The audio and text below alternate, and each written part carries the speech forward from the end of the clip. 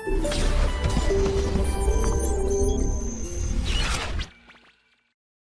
तो प्यारे बच्चों, अब हम लोग बात कर रहे हैं किसी वलय की अक्ष पर स्थित किसी बिंदु पर विद्युत क्षेत्र के मान के बारे में। और सब बच्चे जानते हैं इस पर एक क्यू आवेश एक समान रूप से वितरित है जिसकी त्रिज्या कितनी है बेटे r, और धनात्मक है तो बाहर की ओर विद्युत क्षेत्र इस दिशा में होगा अक्ष के अनुदिश।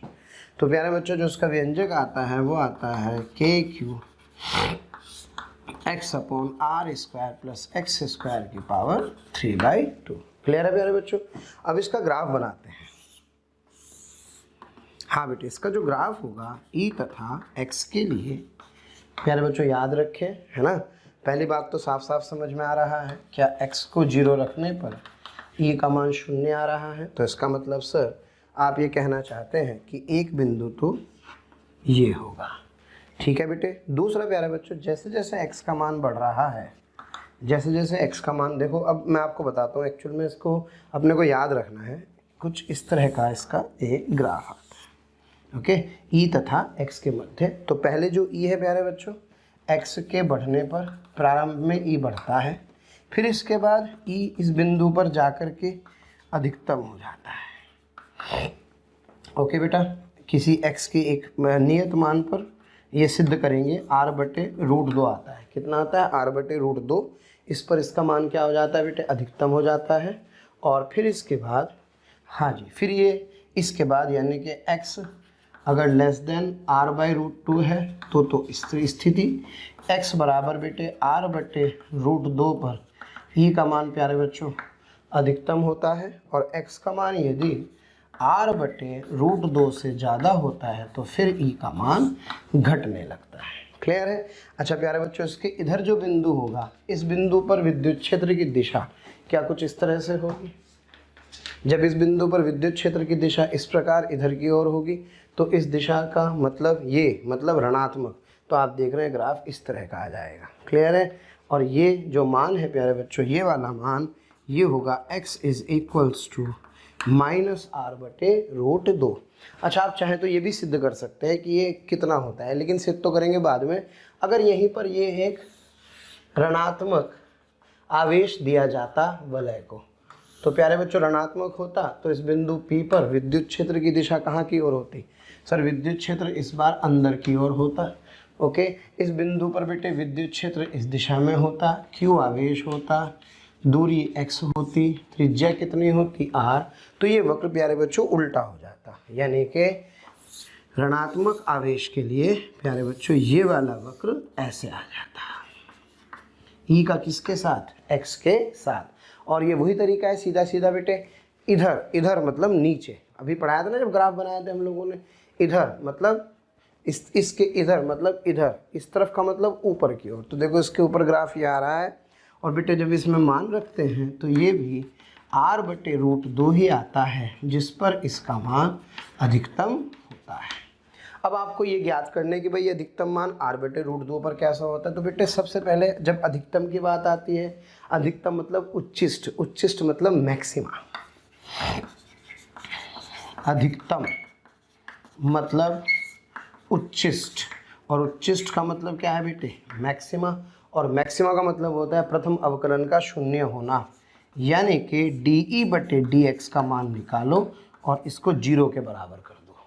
ये जो E आपको दे रखा है बेटे किसका? x पर निर्भर करता है, तो dE/dx निकालो और किसके बराबर कर दो? 0 के बराबर कर देंगे। तो जब हल करेंगे तो इसका जो मान आएगा प्यारे बच्चों वो आएगा ±r/√2। क्लियर है? तो आप कहते हैं, तो लाइए इसको फटाफट से डेरिवेशन भी कर देता हूँ।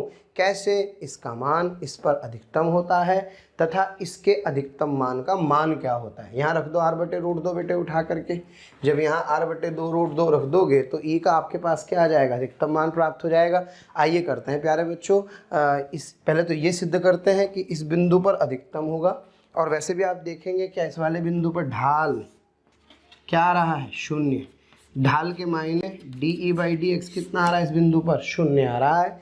तो इस बिंदु पर प्यारे बच्चों ढाल शून्य आ रहा है, तो मैं सबसे पहले ई मुझे दिया है, इसका एक्स के सापेक्ष अवकलन करूंगा, डिफ्रेंशिएशन अवकलन करूंगा, फिर इसको क्या करूंगा बेटे, जीरो के बराबर कर दूंगा, तो हल करके एक्स का मान ये आ जाएगा। तो आप डेरिवेशन करें या ना करें, रिजल्ट भी याद रख सकते हैं, कोई ऐसी दिक्कत वाली बात नहीं है। तो आओ प्यारे बच्चों करते हैं फटाफट से इसका डेरिवेशन। हाँ बेटे चलो फटाफट से डेरिवेशन। मैं जानता हूँ ई का मान होता है बेटे K Q X upon R square plus X square की पावर 3/2। हाँ बेटे यहाँ पर इसका अवकलन करने के लिए डी ई सबसे पहले बेटे डी ई बटे डी एक्स लिखता हूँ। मैं आपको याद दिला दूँ प्यारे बच्चों, एक भागफल का नियम था अवकलन में, यदि D Y by D X A बटे बी होता था, तो आपको थोड़ा थोड़ा याद आना चाहिए क्या नियम था बेटे। सबसे पहले प्यारे बच्चों बी का वर्ग, किसका वर्ग, बी का वर्ग। हाँ बेटे B as it is A का अवकलन minus A as it is B का अवकलन। ओके ये सूत्र था मेरे पास। चलो जी अब बेटे ये है बी, ये ऊपर वाला है ए, के क्यू तो नियत है बाहर रखेंगे ही। जी हाँ सबसे पहले बेटे इसका वर्ग, तो R square plus X square का वर्ग जब करेंगे 3/2 का वर्ग करेंगे, फिर जो का तू इसको बी को R square plus X square की पावर 3/2। जी बेटे एक्स का डिफ्रेंशिएशन 1 माइनस का चिन्ह लगाएंगे, एक्स जू का तू इसका अवकलन करेंगे। इसका अवकलन होगा प्यारे बच्चों 3/2 आर स्क्वायर जमा X square 3/2 minus 1 into 2x। और प्यारे बच्चों सब बच्चे जानते हैं उच्चिष्ठों के लिए डी ई बटे डी एक्स का मान किसके बराबर रख देंगे, जीरो के। तो बेटे ये इधर जाके छम छम हो गए, सब जीरो चला गया, तो R square plus X square की पावर 3/2 इज इक्वल्स टू, हाँ बेटे 2 से 2 कैंसिल हो गया, ये आ गया sir X square R square plus X square की पावर 1/2। ठीक है बेटे, हाँ जी सर। फिर यहाँ से बेटे R square plus X square जो का तो, और R square plus X square की घात 1/2 बराबर X square R square plus X square की घात 1/2। इससे ये उड़ गया, तो क्या R square plus X square is equals to बेटे एक्स स्क्वायर आ जाएगा। हाँ जी 3x स्क्वायर, सॉरी कितना आएगा बेटे यहाँ से ये 3x स्क्वायर। तो जब ये आर स्क्वायर उधर चला गया तो ये 2x स्क्वायर आ गया, तो बेटे X square is equals to R square बटे 2 आ गया।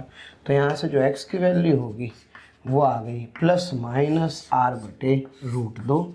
यही सिद्ध करना था। इस पर e का मान क्या होगा प्यारे बच्चों, अधिकतम होगा। और इस अधिकतम मान को ज्ञात करने के लिए r/√2 को बेटे इसके अंदर रख दोगे, तो e बराबर के क्यू r/√2 बटे, हाँ जी आर स्क्वायर प्लस r/√2 का वर्ग की घात, हाँ बेटे 3/2। तो यहाँ से प्यारे बच्चों के क्यू आर, हाँ जी √2 बेटे यहाँ आ गया, और ये मेरे पास होगा आर स्क्वायर प्लस r²/2 की घात 3/2 अर्थात के क्यू आर, हाँ बेटे √2r। ये कितना आ जाएगा सर, ये आ जाएगा 3r² की घात 3/2। आशा करता हूँ बेटे थोड़ा थोड़ा समझ में आ रहा होगा।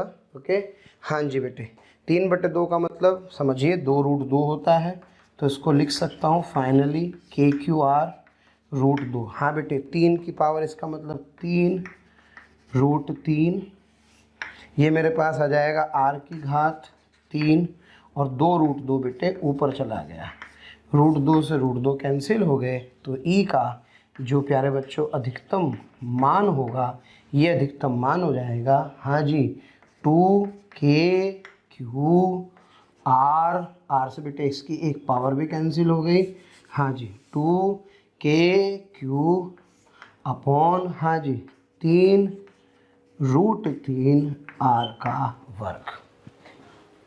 ठीक है प्यारे बच्चों, तो इससे मेरे पास क्या आ जाएगा, इससे मेरे पास ई का अधिकतम मान प्राप्त हो जाएगा।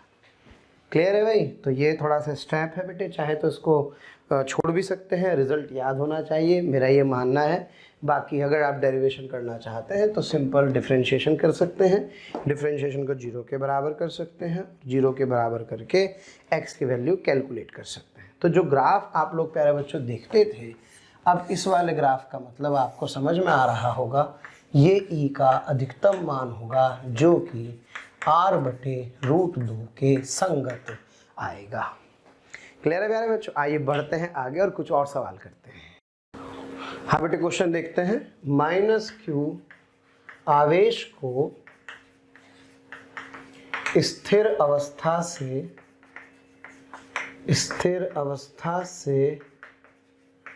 छोड़ने पर, स्थिर अवस्था से छोड़ने पर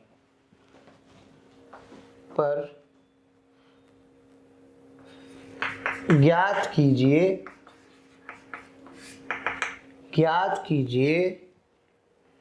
केंद्र के वलय के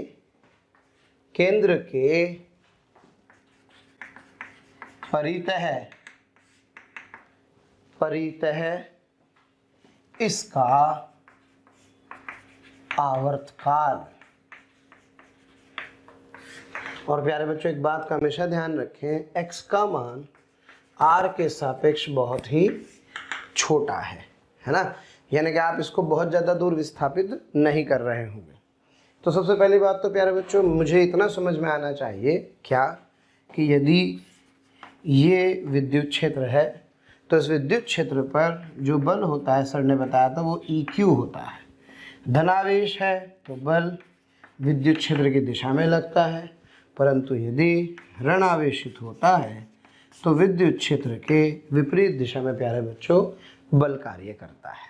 तो सबसे पहली बात तो ये बताइए, क्या बिंदु O इस धनात्मक के कारण जो विद्युत क्षेत्र होगा प्यारे बच्चों, क्या वो विद्युत क्षेत्र कुछ इस दिशा में होगा? Yes sir.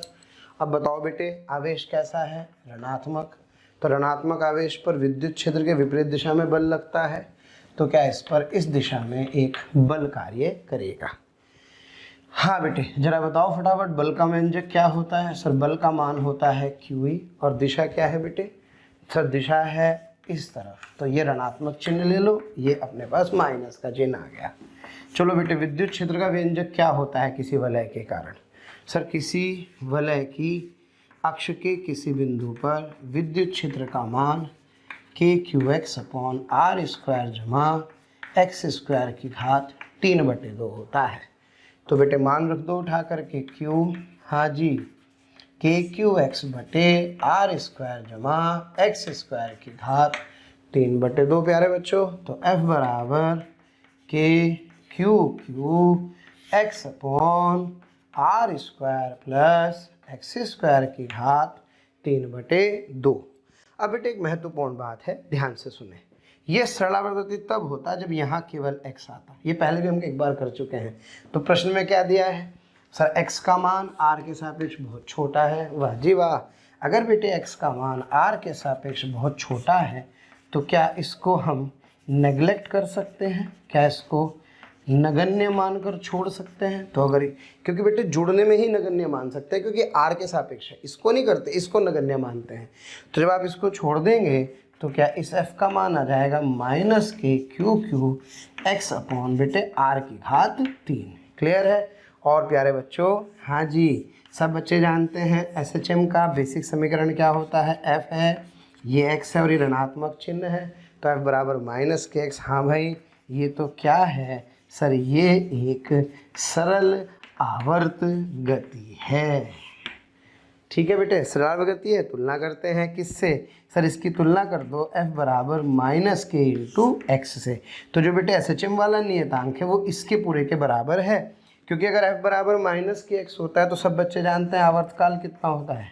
सर 2π√m/k, जहाँ k कौन सा कांस्टेंट होता है? SHM। तो अगर ये पता लग जाए तो उसका मान यहाँ रख के आवर्तकाल ज्ञात कर लेंगे। अब ये पूरा का पूरा इस k के बराबर है, क्योंकि ये समीकरण कहाँ से आई? ये समीकरण आई सरल आवर्त गति से। कहाँ से आई? सरलावर्त गति से, और ये समीकरण वलय की है, तो जब दोनों की तुलना कर देंगे तो यहाँ से प्यारे बच्चों जो k आएगा, this k comes out to be K Q बटे r की घात 3। तो बेटे जो आवर्तकाल होगा 2 pi under the root of m upon k का मान आ जाएगा k क्यू अपॉन r का की घात 3। इस प्रकार हम क्या ज्ञात कर सकते हैं, आवर्तकाल ज्ञात कर सकते हैं। प्यारे बच्चों बहुत बहुत शुक्रिया दिल से आप सभी लोगों का, जो आप लोगों का इतना प्यार मिला, आप लोगों के इतने व्यूज़, इतने सारे लाइक्स, इतने सारे कमेंट्स मिले। मैं ये आपको बताना चाहता हूँ कि जो डिस्क्रिप्शन में लिंक दिया है, प्लीज़ वहाँ जा कर के अपना एनरोलमेंट ज़रूर सुनिश्चित करें। और प्यारे बच्चों इसके अलावा यदि आप डाउट्स का बेनिफिट उठाना चाहते हैं, आप स्टडी मटेरियल का बेनिफिट उठाना चाहते हैं, तो मोशन के प्रीमियम कोर्स को ज्वाइन करें। ये कहीं ना कहीं आपके लिए बहुत बेनिफिशियल होने वाला है। आशा करता हूँ बेटे समझ में आया सब बच्चों को। k का मान वही 1/4 पाई एप्सिलॉन नॉट होता है, सब लोग जानते हैं। इस k का मान होता है 1/4 पाई एप्सिलॉन नॉट। तो इससे मेरे पास क्या आ जाएगा, आवर्तकाल का व्यंजक आ जाएगा। आशा करता हूँ प्यारे बच्चों समझ में आया, क्लियर है। वैसे भी सोचिए क्या मध्य बिंदु पर यहाँ पर विद्युत क्षेत्र कितना होता है, 0, तो बल क्या होगा, 0। तो ये वास्तव में कौन सी स्थिति होगी, माध्य स्थिति। और जिस समय कण यहाँ होगा, क्या उस समय विद्युत क्षेत्र इधर होगा, लेकिन आवेश कैसा है, ऋणात्मक। क्या बल इधर होगा, तो क्या बल सदैव माध्य स्थिति की ओर लग रहा है। इसका मतलब ये कण क्या कर रहा होगा, सरलावर्त गति कर रहा होगा। दोबारा देखें प्यारे बच्चों, क्या बल का व्यंजक कुछ ये हो जाएगा। विद्युत क्षेत्र का मान रख दिया प्यारे बच्चों, हाँ जी। अब माइनस भी है, एक्स भी है, लेकिन इस एक्स को गायब करना है, नगण्य मान के छोड़ सकता हूँ, प्रश्न में दिया भी गया है। तो जब आप इसे नगण्य मान करके छोड़ देंगे तो ये समीकरण आ जाएगी, जो कि एक SHM की समीकरण जैसी दिख रही है। तुलना कर देंगे माइनस kx से, SHM में ये समीकरण होते, तो इसका मतलब जो SHM में k होता है वो यहाँ पर k है, क्योंकि k पता है तभी तो 2.m/k लिखते हैं। तो ये k कौन से वाला है, SHM वाला। तो दोनों समीकरणों की तुलना कर दी तो ये SHM कांस्टेंट है, और ये कौन सा k है गुरुजी, ये वाला वो वाला k है 1/4 पाई एप्सिलॉन नॉट। तुलना कर देंगे, k पता लग जाएगा प्यारे बच्चों, उससे मेरे पास आवर्तकाल का व्यंजक आ जाएगा। आइए प्यारे बच्चों बढ़ते हैं आगे। हाँ बेटा, हम लोग आर्टिकल कर रहे हैं अर्धवृत्ताकार आवेशित वलय के कारण केंद्र पर विद्युत क्षेत्र। ये है प्यारे बच्चों अर्धवृत्ताकार वलय, और इसके केंद्र पर आपको विद्युत क्षेत्र निकालना है, एक समान रूप से आवेशित है। हाँ बेटे, माना इस पर आवेश घनत्व है लैम्डा कूलम प्रति मीटर।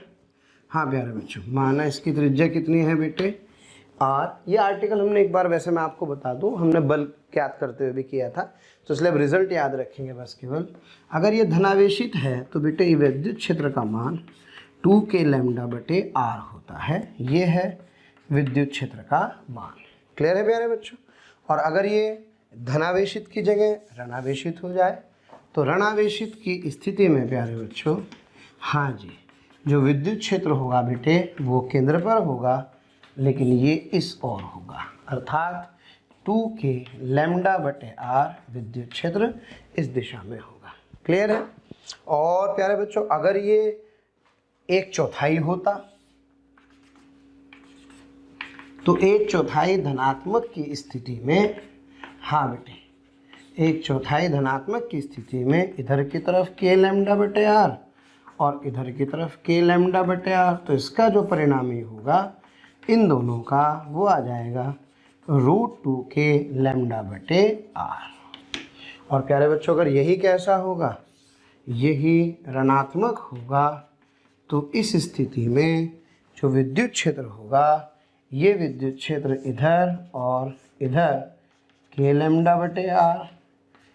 λ/r से ये इसका परिणामी विद्युत क्षेत्र 2k λ/r होगा। तो प्यारे बच्चों चारों के चारों रिजल्ट आप लोगों को याद होने चाहिए।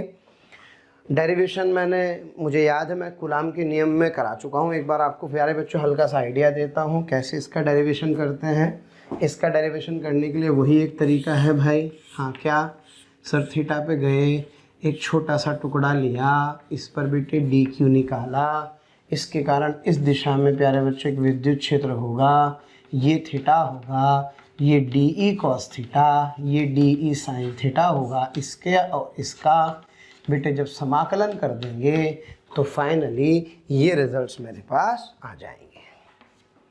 क्लियर है प्यारे बच्चों? आइए बढ़ते हैं आगे। और अब इसके साथ जो हमने तार वाले व्यंजक किए थे, तार वाले और वलय वाले व्यंजकों को मिला करके कुछ अच्छे सवाल करते हैं प्यारे बच्चों। हाँ बेटे करते हैं इसके ऊपर कुछ सवाल।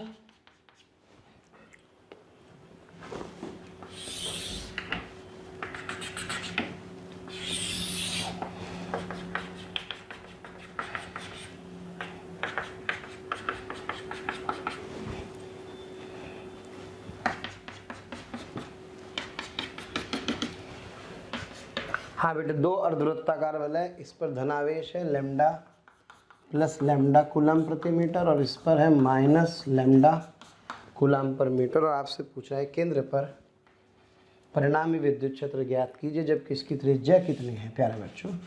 इसकी त्रिज्या है r। ओके, तो भाई आंसर निकालते हैं फटाफट से। बेटे याद रखो, अभी तो बताया था, अगर कोई अर्धवृत्ताकार वलय है तो अर्धवृत्ताकार वलय के केंद्र पर विद्युत क्षेत्र, हाँ बेटे, बाहर की ओर 2k लैम्डा बटे r होता है। तो इसमें से इस वाले भाग को अलग कर लिया, फिर इस वाले भाग को अलग करते हैं।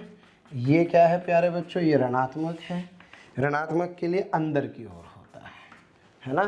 तो कितना आ जाएगा सर? ये भी परिमाण में 2k लैम्डा बटे r आएगा। तो बेटे जो कुल दिशा होगी, क्या इसकी इन दोनों के कारण जो कुल दिशा होगी वो E1 प्लस E2 से दोनों को जोड़ देंगे तो 2k लैम्डा बटे r और 2k लैम्डा बटे r से कितना आ जाएगा? ये आ जाएगा 4k लैम्डा बटे r। किस दिशा में सर?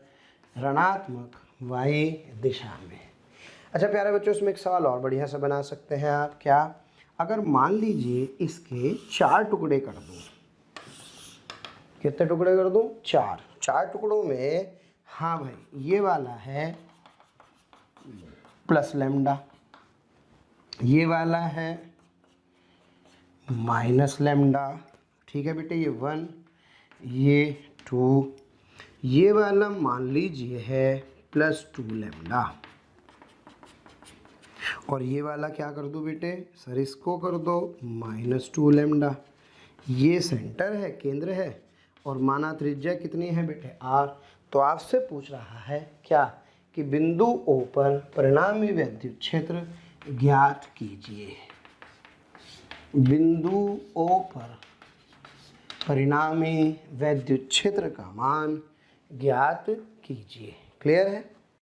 तो बेटे कुल मिलाकर के मेरे पास कितनी चीज़ें हो गई? 1 2, इसको प्यारे बच्चों क्या कहूँ? इसको रीज़न थर्ड कहूँ, बल्कि इसको सेकंड कहूँ, इसको थर्ड कहूँ, और इसको क्या कहूँ? इसको बेटे रीज़न 4 कहूँ। और चारों के कारण O पर मुझे क्या करना है? परिणामी विद्युत क्षेत्र प्राप्त करना है। तो सबसे पहले क्या करेंगे? सबसे पहले ये बनाइए, हाँ बेटे। फिर इसके बाद प्यारे बच्चों हम बनाते हैं ये वाला,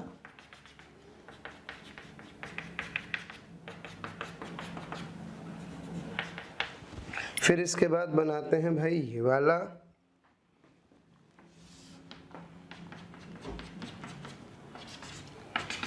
और बेटे फिर बनाते हैं ये वाला। हाँ जी, अब शुरू करते हैं। सबसे पहले बेटे इसके कारण, लैम्डा के कारण, क्या एक इधर और एक इधर, कितना? k लैम्डा बटे r, k लैम्डा बटे r।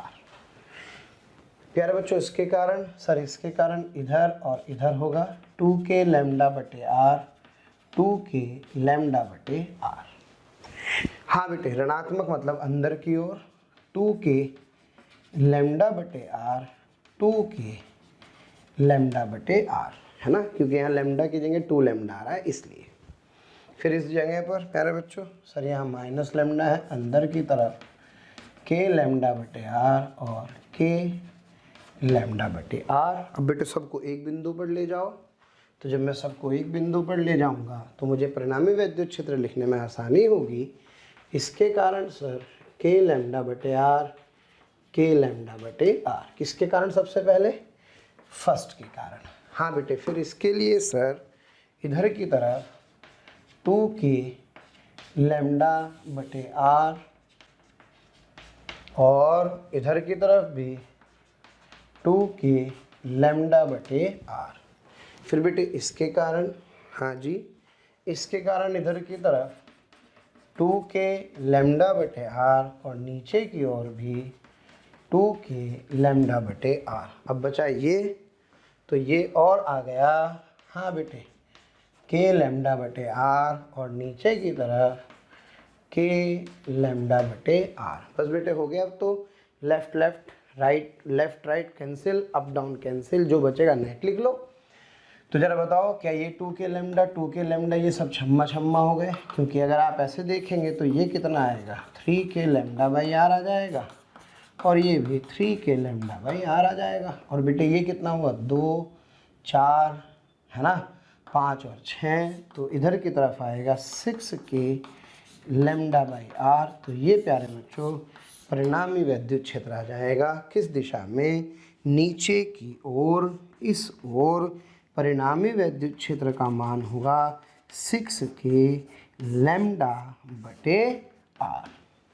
क्लियर है प्यारे बच्चों? तो आशा करता हूँ वलय का कंसेप्ट समझ में आया होगा, पूरा वलय समझ में आया होगा प्यारे बच्चों।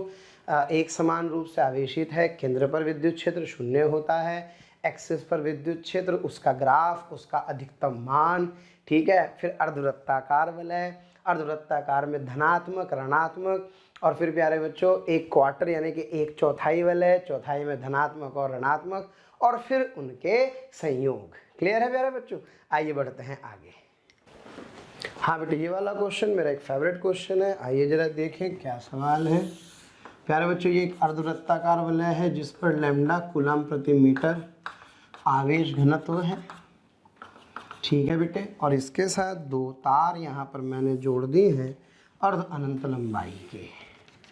इस पर घनत्व है लैम्डा कूलम प्रति मीटर, लैम्डा कूलम प्रति मीटर, ये केंद्र है, माना इसकी त्रिज्या कितनी है बेटे, r।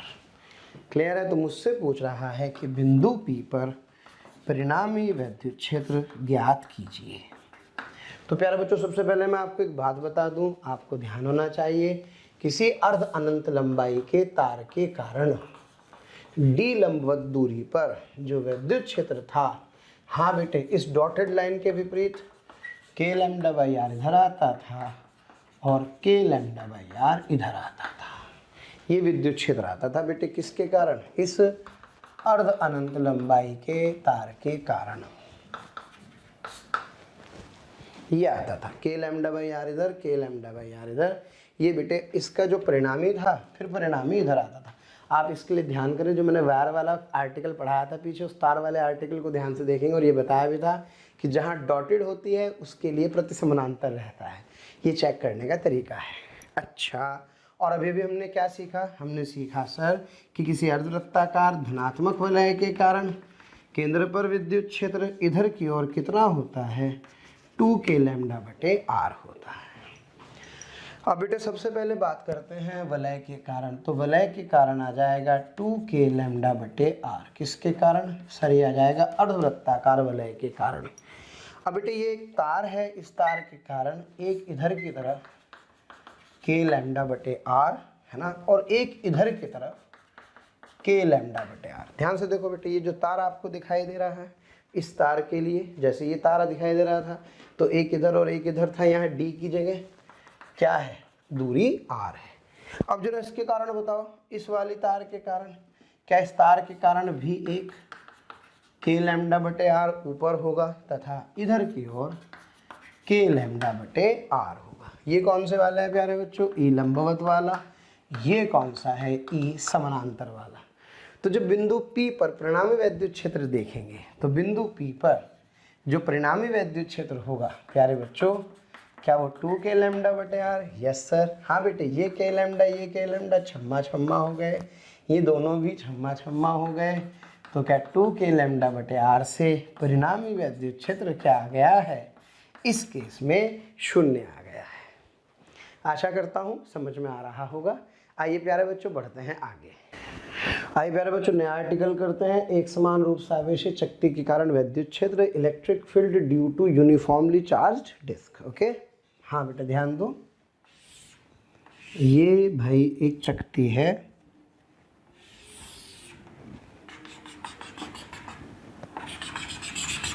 और बेटे ये इसकी अक्ष पर स्थित एक बिंदु P है। माना इसकी त्रिज्या कितनी है r। आवेश घनत्व प्यारे बच्चों सिग्मा कूलम प्रति मीटर स्क्वायर होगा, सब बच्चे जानते हैं। एक विमा लैम्डा, दो विमा सिग्मा, तीन विमा मतलब रो। तो प्यारे बच्चों आपसे कह रहा है बिंदु P पर विद्युत क्षेत्र की तीव्रता का व्यंजक ज्ञात कीजिए। ओके, तो सबसे पहले प्यारे बच्चों एक बात बताओ, क्या मैं ये मान सकता हूँ कि ये जो चकती है क्या ये छोटी छोटी वलयों से मिल करके बनी होगी, है ना। जैसे प्याज को आप ऐसे काटेंगे तो प्याज को ऐसे काटने पर कुछ इस तरह का क्या आकृति बनेगी। तो प्यारे बच्चों एक काम करते हैं, यहाँ से एक छोटी सी स्ट्रिप निकाल लेते हैं, एक छोटी सी बेसिकली छोटा सी वलय यहाँ पे मान लेते हैं।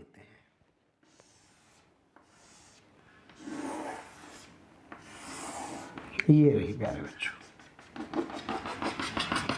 ठीक है भाई। और इसकी त्रिज्या कितनी है बेटे, बड़े वाली वलय की त्रिज्या कितनी थी r, इसकी त्रिज्या है r तथा इसकी मोटाई कितनी है dr। अब मुझे ज्ञात करना है प्यारे बच्चों इस छोटी सी वलय के ऊपर आवेश। तो छोटी सी जो वलय होगी, इस वलय के ऊपर जो आवेश का मान होगा वो कितना होगा, आइए जरा ध्यान से देखें। हसरतें दिल में दबाने से क्या होगा, सिर्फ एक बार होठ हिलाकर तो देखो, और सिमट आएगा आसमां आगोश में तुम्हारे, चाहत की बाहें फैलाकर तो देखो, और निगाहों से निगाहें मिलाकर तो देखो, नए लोगों से रिश्ता बनाकर तो देखो। हालांकि प्यारे बच्चों अब हम आप नए नहीं हैं, बहुत दिनों से आपका हमारा कांटेक्ट हो चुका है। मेरा आपसे यही कहना है कि प्लीज़ सब्सक्राइब करें, और जो हमारा बेल आइकन है प्यारे बच्चों उसको हिट करें, क्योंकि कहीं ना कहीं जो रिक्वेस्ट आप लोगों के हमें मिलती हैं कमेंट्स के माध्यम से, उसमें हम ये चाहते हैं कि जो भी आपकी रिक्वेस्ट आ रही है उनको अपडेट करें। जो टॉपिक आपके छूट गए हैं वो टॉपिक आपको कहीं ना कहीं जरूर दें। तो वो टॉपिक आपको प्रोवाइड करने के लिए आपको इन्फॉर्मेशन कैसे कहीं ना कहीं मिले, तो आपको किसी से पूछने की जरूरत नहीं है, just to subscribe the channel. Okay, subscribe करें और बेल आइकन को हिट करें। Thank you. हाँ बेटे ये रही वलय। अब एक काम करते हैं, इसकी त्रिज्या कितनी है r और मोटाई कितनी है dr। तो प्यारे बच्चों जब इसको ऐसे हम खोल लेंगे ऐसे, तो ये एक छड़ बनेगी जिसकी लंबाई 2 पाई r होगी तथा जिसकी मोटाई dr होगी। तो इसका क्षेत्रफल कितना होगा सर, इसका जो क्षेत्रफल होगा वो होगा बेटे 2 पाई r के साथ dr। क्लियर है, ठीक है।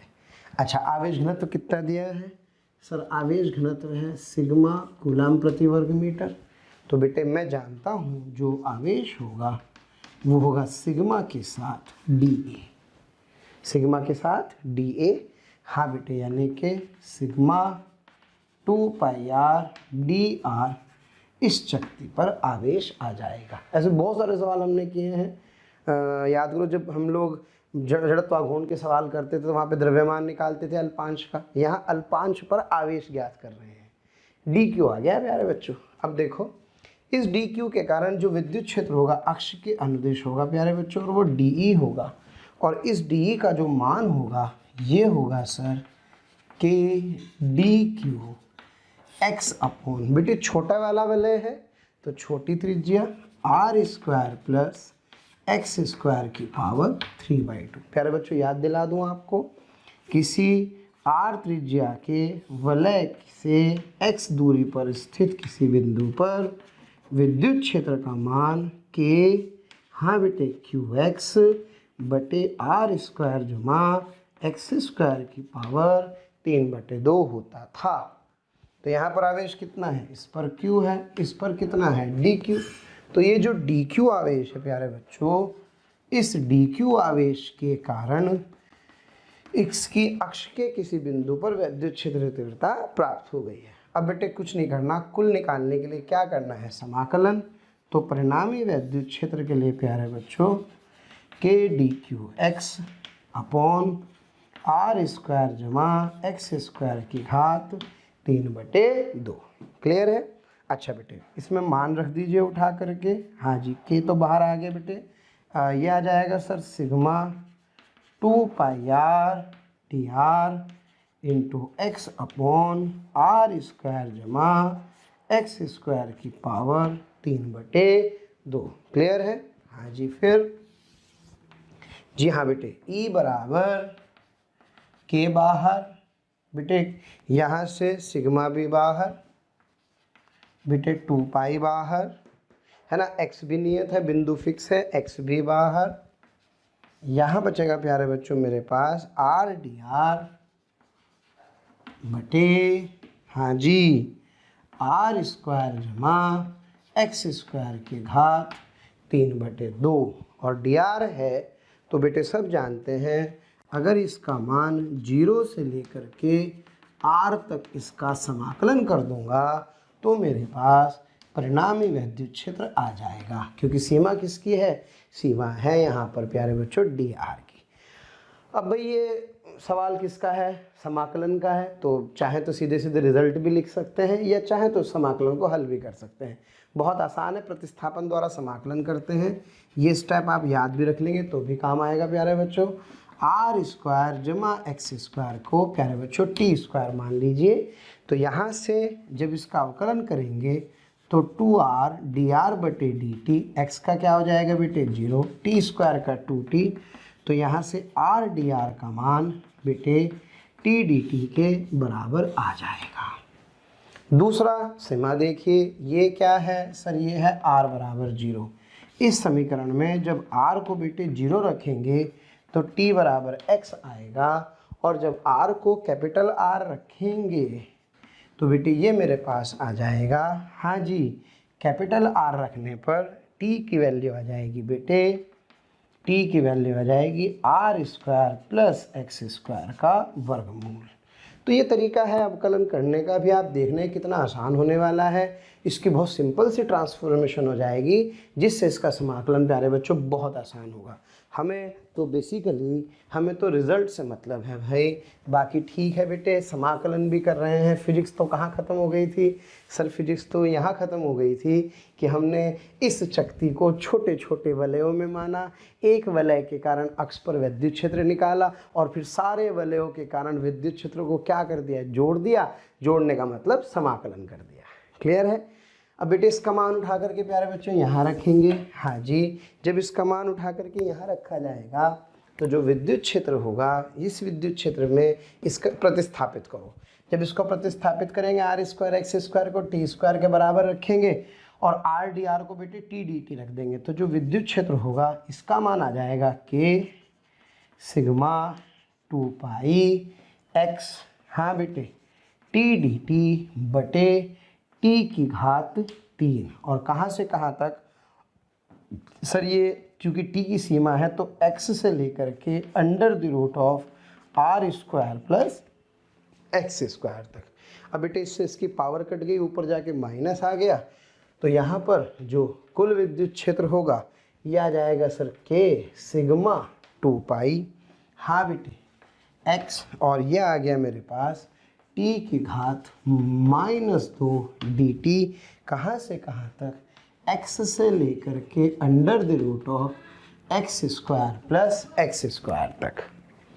बस बेटे सवाल हल होने वाला है। के मान को रख सकता हूँ 1/4π ε0 सिग्मा 2π x, हाँ बेटे, t की पावर -2 + 1 -2 + 1 x से लेकर के √r² प्लस एक्स स्क्वायर तक।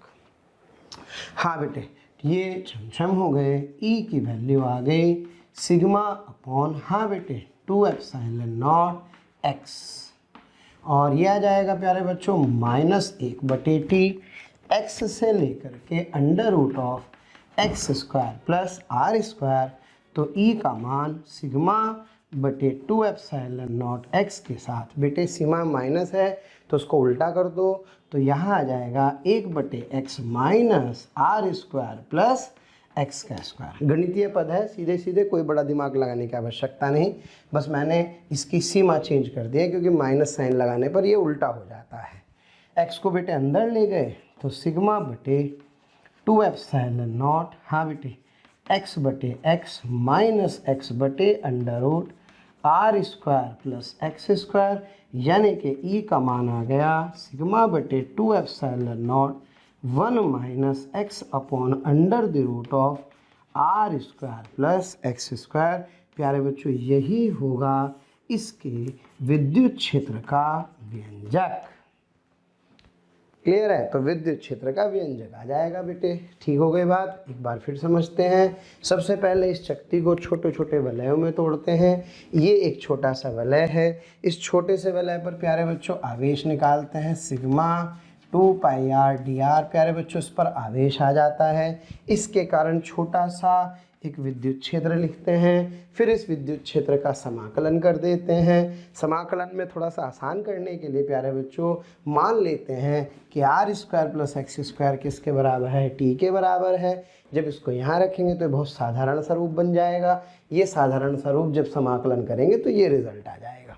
अब हमें तो किससे मतलब है? हमें तो सीधे सीधे प्यारे बच्चों रिजल्ट से मतलब है।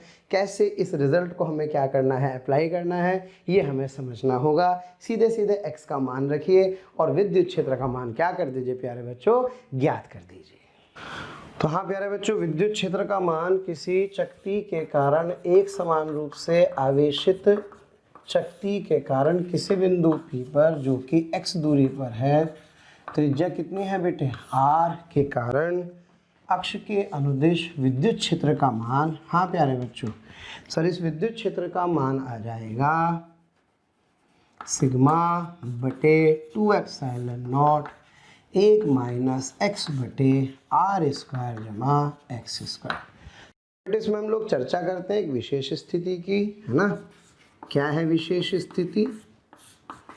विशेष स्थिति यदि r का मान बहुत बहुत बड़ा होगा, किससे प्यारे बच्चों? x से, तो इस स्थिति में जो चक्ति है क्या वो बहुत बड़ी चक्ति हो जाएगी और जो बिंदु है स्वाभाविक है वो इसके बहुत पास होगा।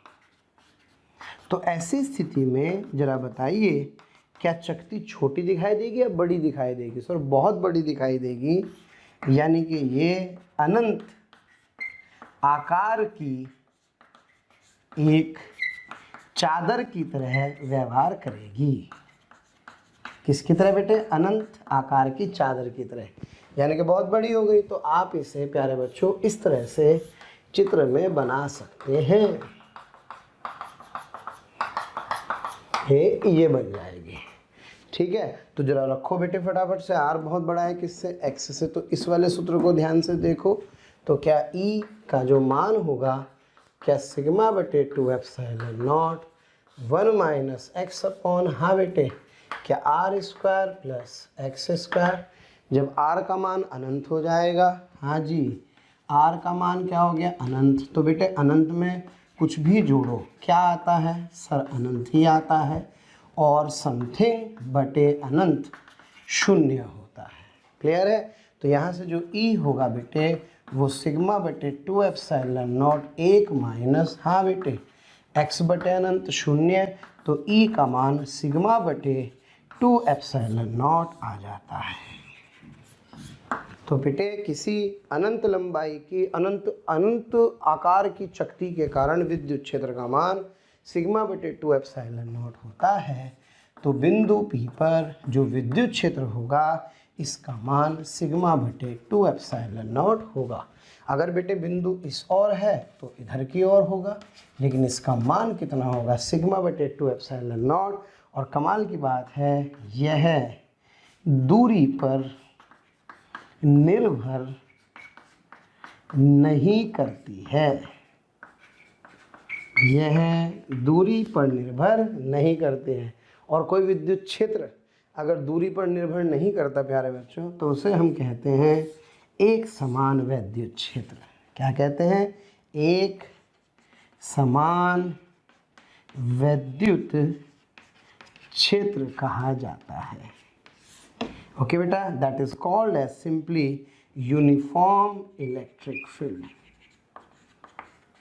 तो अब मुझे अगर एक समान विद्युत क्षेत्र उत्पन्न करना है तो मुझे ऐसी चक्ति लेनी होगी जिस चकती की त्रिज्या क्या हो, अनंत यानी कि बहुत बड़ी हो, तो मैं एक समान वैद्युत क्षेत्र क्या कर सकता हूँ प्यारे बच्चों, उत्पन्न कर सकता हूँ। यहाँ पर इसके हर बिंदु पर जो विद्युत क्षेत्र होगा ए, बी तथा सी पर सब जगह प्यारे बच्चों विद्युत क्षेत्र के मान क्या होंगे सर जी, समान होंगे।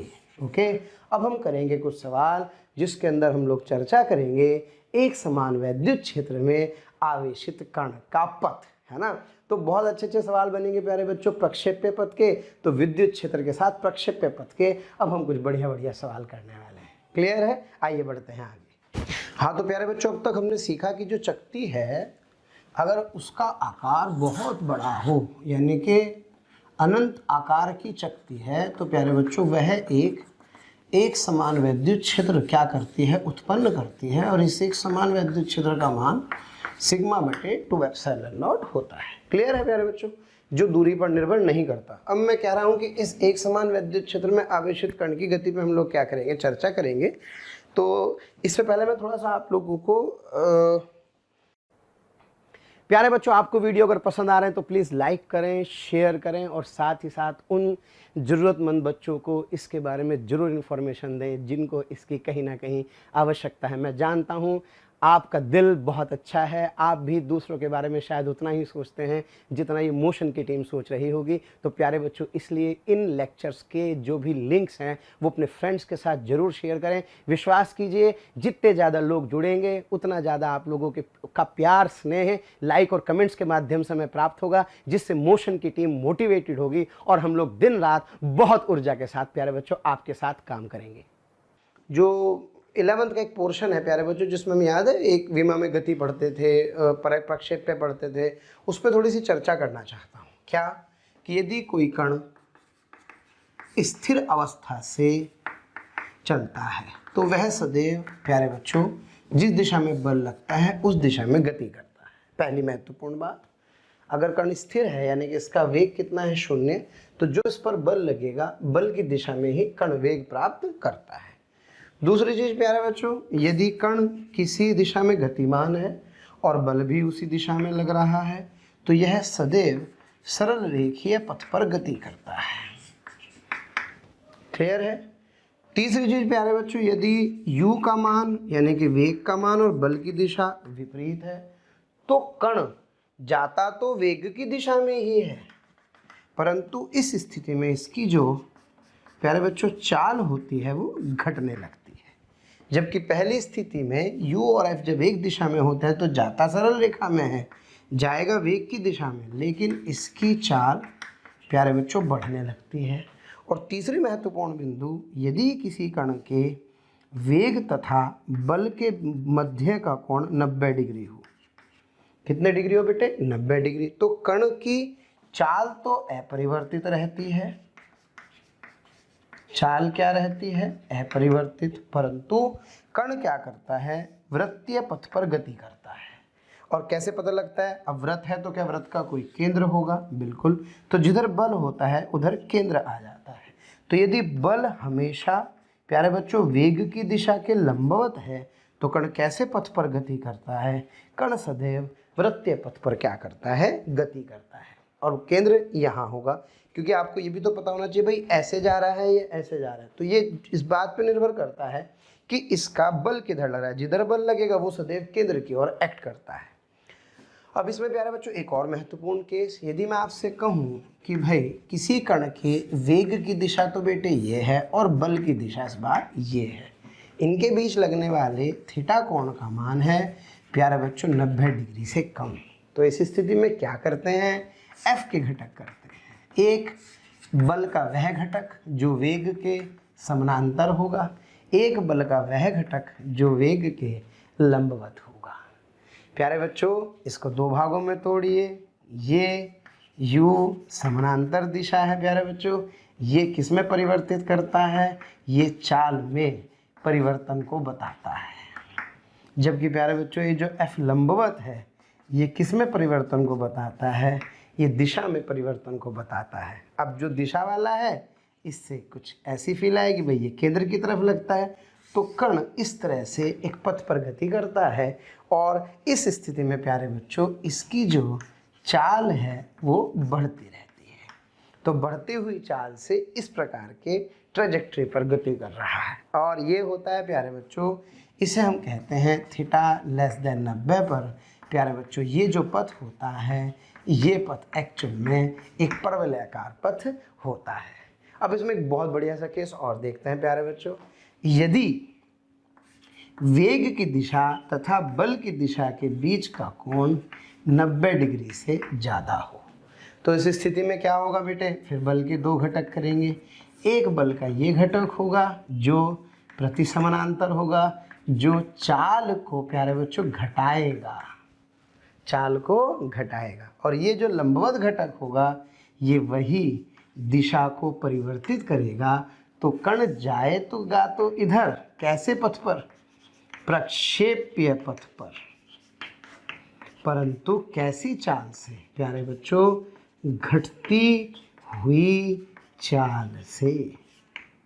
तो ये घटती हुई चाल से प्रक्षेप्य पथ पर क्या करेगा, गति करेगा। तो कुल मिलाकर अगर आप ऐसे सोचें तो पहला केस, हाँ बेटे थीटा का मान 0, थीटा का मान प्यारे बच्चों 180, थीटा का मान हमेशा 90 यानी कि वृत्तीय पथ, थीटा का मान 90 से कम, ना तो 0 है ना तो थीटा 0 है, ना थीटा बेटे कितना है 180 है, ना 90 है बल्कि 90 से कम है। तो परवलयाकार अर्थात कण गति करेगा प्यारे बच्चों प्रक्षेप्य पथ पर, और अगर थीटा का मान किससे ज़्यादा है 90 से ज़्यादा है तो भी ये प्रक्षेप्य पथ पर गति करता है। क्लियर है? तो हमें पता लग जाएगा भाई कण का जो पथ है वो किस प्रकार का होने वाला है। अब देखिए इसके ऊपर करते हैं कुछ बढ़िया बढ़िया से कंसेप्ट पे सवाल। हाँ बेटा, सबसे पहले मैं आपसे कहना चाह रहा हूँ कि ये है एक समान वैद्युत क्षेत्र। क्या है बेटे? एक समान वैद्युत क्षेत्र। इस एक समान वैद्युत क्षेत्र में ये धनावेश है। सब बच्चे जानते हैं धनावेश पर बल क्षेत्र की दिशा में लगता है और इसका मान बेटे Q ही होता है। अगर ये एक ऋण आवेश होता तो इस पर बल इसके विपरीत दिशा में लगता, लेकिन इसका परिमाण प्यारे बच्चों Q ही होता। क्लियर है स्टूडेंट्स? अच्छा, अब बेटे मैं आपसे एक छोटी सी बात और पूछना चाहता हूँ। अगर मान लो मैं आपसे ये कहूँ कि भाई ये एक सिंपल पेंडुलम यानी कि सरल लोलक है जिसका द्रव्यमान कितना है बेटे m, ठीक है, mg कहाँ लग रहा है? नीचे। यदि इसको q आवेश दे दिया जाए और एक समान वैद्युत क्षेत्र E नीचे की ओर कार्य करे तो आपको बताना है कि इसका आवर्तकाल कितना होगा। तो भाई एक बात बताओ, आवेश कैसा है? धनात्मक, विद्युत क्षेत्र नीचे की तरफ, तो क्या बेटे एक बल इस पर Q ही लग जाएगा? जी गुरु जी। तो इस पर जो बल था, अच्छा मैं आपको एक बात और याद दिला दूं बेटे, आप सभी को ध्यान होगा किसी पेंडुलम पर जब केवल और केवल बेटे mg कार्य करता है, क्या कार्य करता है? mg कार्य करता है, तो उस स्थिति में आवर्तकाल 2 pi under the root of L बटे G होता है। याद आ रहा है थोड़ा सा? तो बस हो गया बेटे काम। अब mg के साथ mg प्लस Q ही लग रहा है, तो इसका जो G प्रभावी होगा है ना, क्या बेटे, वो mg प्लस Q बटे m हो जाएगा। आप समझ रहे हैं? बिल्कुल सर समझ गए, क्योंकि अब mg के साथ Q भी लग रहा है और त्वरण है तो द्रव्यमान से भाग देना होगा। तो यहाँ पे जो इसका G प्रभावी होगा क्या बेटे, वो G प्लस QE बटे m आ जाएगा। तो इस केस में जो आवर्तकाल होगा क्या, वो 2 pi under the root of L बटे G प्रभावी, और G प्रभावी का मान जब रखेंगे तो यह आ जाएगा 2 पाई अंडर रूट L बटे G प्लस QE बटे m आ जाएगा। आशा करता हूँ बेटे समझ में आ रहा होगा। अब मान लो मैं आपसे कहूँ कि भाई ये है बेटे पेंडुलम, इस बार विद्युत क्षेत्र तो नीचे की ओर ही है, एक समान विद्युत क्षेत्र, परंतु इस बार आवेश कैसा है? ऋणात्मक। तो सर mg कहाँ लग रहा होगा प्यारे बच्चों? नीचे, और ऋणात्मक आवेश पर विद्युत क्षेत्र के विपरीत दिशा में बल लगता है, तो क्या बेटे इस पर Q ही ऊपर की ओर लगेगा। तो इसका जो प्रभावी बल होगा क्या इस बार दिस माइनस दिस होगा, यस सर, यानी कि mg माइनस QE आ जाएगा। तो बेटे जो g प्रभावी होगा क्या g प्रभावी g माइनस QE बटे m आ जाएगा। तो इसका जो आवर्तकाल का व्यंजक होगा वो होगा t बराबर 2 pi under the root of l upon g minus QE बटे m। तो इस प्रकार हम क्या कर सकते हैं प्यारे बच्चों, इसके आवर्तकाल का व्यंजक लिख सकते हैं। आशा करता हूँ समझ में आ रहा होगा। हाँ बेटा, अब थोड़ा सा डिफरेंट केस की बात करते हैं प्यारे बच्चों। हाँ जी, यदि मैं आपसे कहूँ कि भाई ये है पेंडुलम और बेटे इस बार विद्युत क्षेत्र इस दिशा में कार्य कर रहा है, द्रव्यमान m है, आवेश कितना है बेटे q, धागे की लंबाई कितनी है l। तो क्या इस स्थिति में ये जो सरलोलक होगा ये यहाँ पहुँच जाएगा, क्योंकि बेटे इस बार बल कहाँ लगेगा सर, बल लगेगा QE इधर और mg इधर। तो बेटे जो g प्रभावी होगा क्या इन दोनों का परिणामी होगा, तो इन दोनों का परिणामी, हाँ जी, क्या बेटे QE, क्या ये mg। तो जो g प्रभावी होगा यानी कि g इफेक्टिव होगा क्या बेटे वो under the root of g square plus QE बटे m का वर्ग आ जाएगा। तो इसकी माध्य स्थिति भी अब बदल गई, यानी कि अब ये जो दोलन करेगा ये दोलन एक्चुअल में ऐसे ऐसे करेगा, इसकी दुनिया ही बदल गई।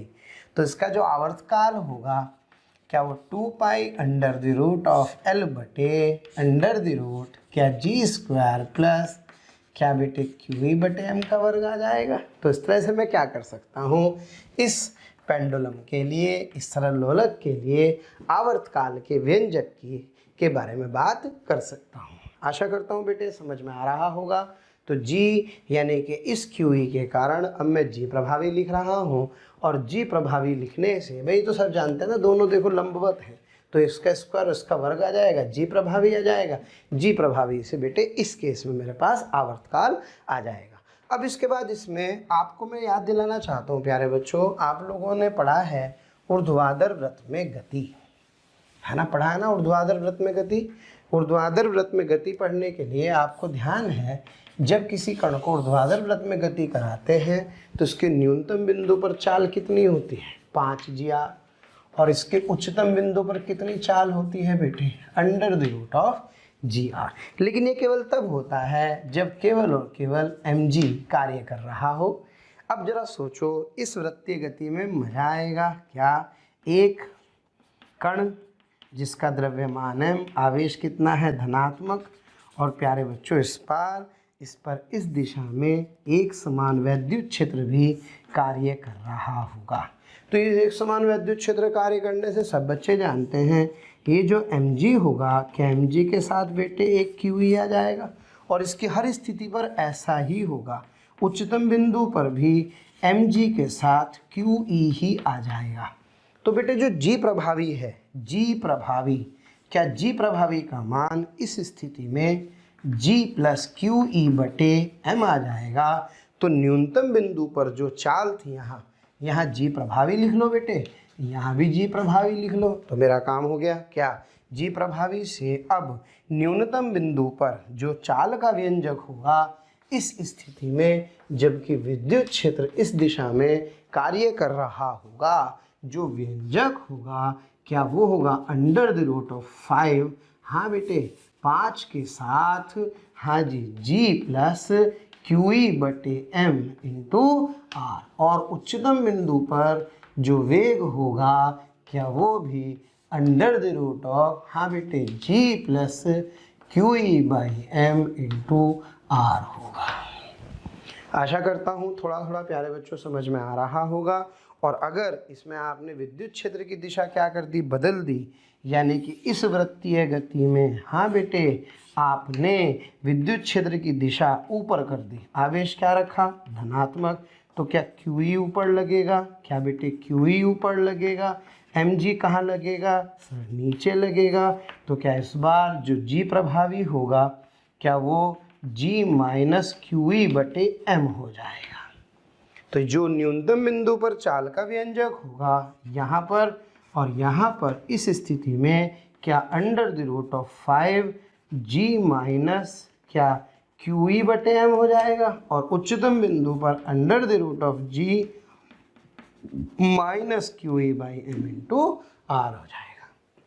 और बेटे इस स्थिति में मैं आपको बता दूं, यदि इस स्थिति में हम ऊर्ध्वाधर वृत्त में गति पढ़ेंगे तो इस स्थिति की ऊर्ध्वाधर वृत्त की गति की स्थिति में, हाँ प्यारे बच्चों, ये जो कण है ये कण ऐसे जाएगा। अब ये इसका न्यूनतम बिंदु होगा, ये इसका उच्चतम बिंदु होगा, क्योंकि इसकी माध्य स्थिति बदल गई है। तो इसका जो वेग होगा यहाँ होगा under the root of 5 g effective कितना बेटे sir, g square plus q e बटे एम के वर्गमूल का आर, और इधर कितना होगा सर, ये हो जाएगा अंडर रूट, हाँ बेटे जी इफेक्टिव इंटू आर लिख लेंगे। क्लियर है।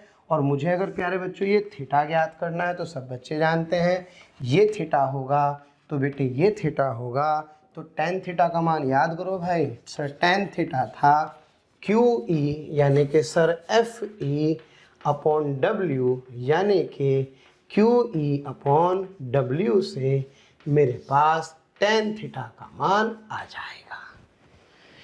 क्लियर है बेटे। तो इस तरह से मैं क्या कर सकता हूँ, विद्युत क्षेत्र और विद्युत क्षेत्र में स्थित आवेश पर लगने वाले बल के आधार पर भिन्न भिन्न केसों के आवर्तकाल तथा भिन्न भिन्न वृत्तीय गतियों में न्यूनतम बिंदु तथा उच्चतम बिंदु पर कण की चाल प्राप्त कर सकता हूँ।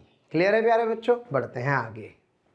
हाँ बेटा, अब इसमें एक बात का ध्यान रखें, यदि ये दो आवेशित प्लेटें हों, है ना, कैसे आवेशित प्लेटें, माना इस पर है बेटे धनावेश और इस पर है प्यारे बच्चों ऋण आवेश। तो अभी भी हमने सीखा क्या कि धन आवेशित प्लेट के कारण विद्युत क्षेत्र बाहर की ओर होता है, जबकि प्यारे बच्चों ऋण आवेश के कारण किसी भी बिंदु पर विद्युत क्षेत्र प्लेट की ओर होता है।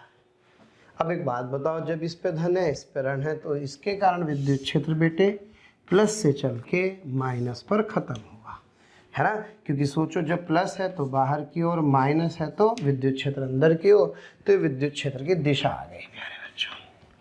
अब मैंने आपसे कहा कि एक m द्रव्यमान का कण है, इस m द्रव्यमान के कण को प्यारे बच्चों मैंने ऋणात्मक आवेश दिया, तो ज़रा बताओ mg कहाँ लग रहा है, नीचे, लेकिन क्या QE ऊपर लगेगा, क्यों, क्योंकि विद्युत क्षेत्र है नीचे, प्लस से माइनस की ओर, आवेशित कण कैसा है ये, तो क्या बेटे mg का मान संतुलन की अवस्था में, किस अवस्था में, संतुलन की अवस्था में, जब संतुलन की अवस्था की बात करते हैं तो बेटे mg किसके बराबर है, QE के, तो उसको संतुलित करने के लिए क्या मैं विद्युत क्षेत्र का मान mg बटे q ज्ञात कर सकता हूँ।